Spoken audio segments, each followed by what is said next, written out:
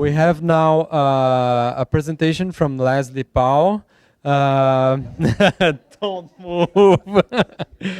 I'm just going to open here. Okay. Yeah. So yes, you can just talk close to the microphone. Okay. Okay.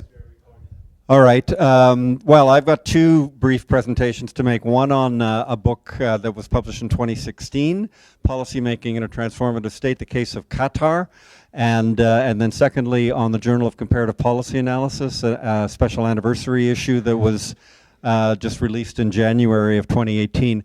The quick story behind this book, it's an edited collection.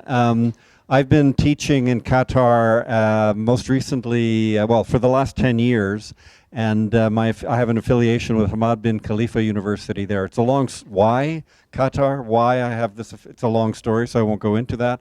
But I was teaching policy courses in Qatar, and with other colleagues, and we realized that there were no literature on the domestic policy making process. And that's not because it's an authoritarian Islamic monarchy. It's because there was just not enough academic capital available to do that kind of work. And most of the literature on Qatar is framed within the context of international relations, quite obviously in Middle Eastern politics.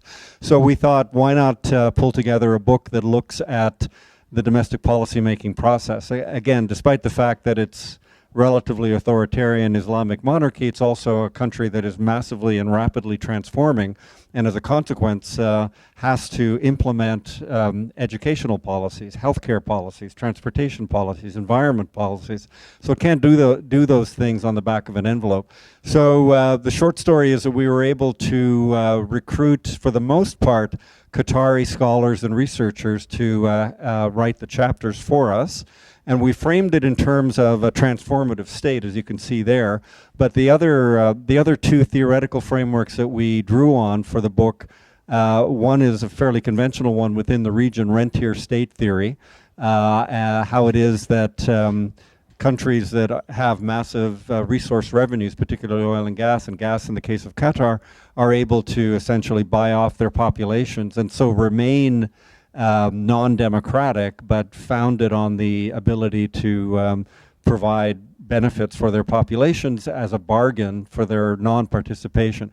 That's put crudely, but that was one framework. And the other framework, you'll be happy to know, was policy transfer and diffusion, because Qatar, like any rapidly transforming and modernizing country, but in this case one with almost, at least until fairly recently, but I still think even now, almost limitless financial resources. So just for a moment, absorb the reality of that.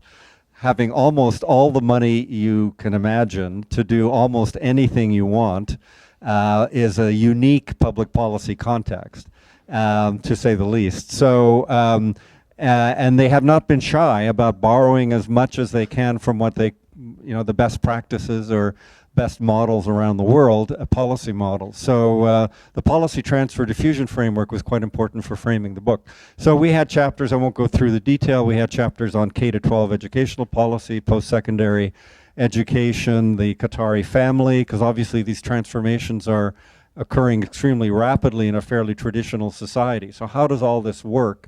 The chapter I did with a colleague, Jocelyn Mitchell, who teaches at Northwestern University in Qatar, we looked at the macro policy framework, which was the Qatar development strategy, and how that was designed and implemented, and continues to be implemented in terms of the overarching economic framework for the country.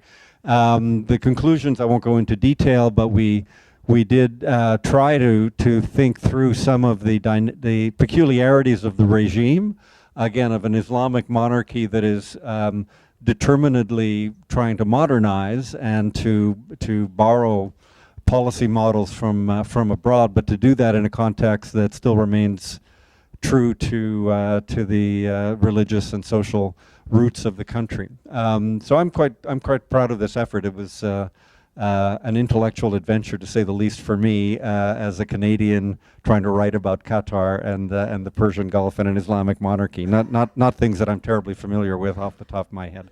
So the next slide, please. This is very briefly, came out in January. The Journal of Comparative Policy Analysis, Research and Practice was founded by Iris Geva-May, the founding editor and co-editor of this particular issue. Iris founded this journal 20 years ago, hence the anniversary issue in 2018.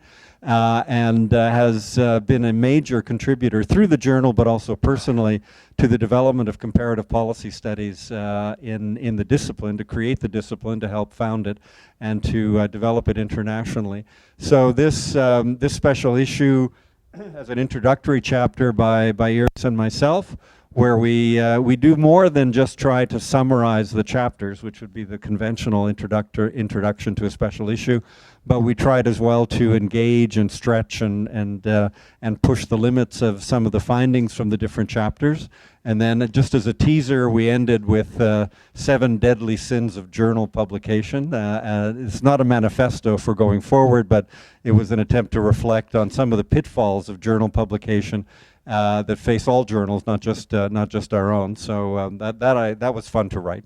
And then we have a selection of articles from leading scholars in the field, like Guy Peters, Mike Howlett, and others, looking at various aspects of comparative policy analysis. Iris did a piece that looked at the bibliometrics of the rise of the discipline in the field. And it's very clear that 20 years ago, comparative policy analysis was just a blip on the horizon, and now it's overtaken, for example, comparative public administration, which more or less doesn't have much visibility any longer in the scholarly world. So there are articles on various aspects of the discipline, and there are a few issues of the journal that are available outside. So thank you.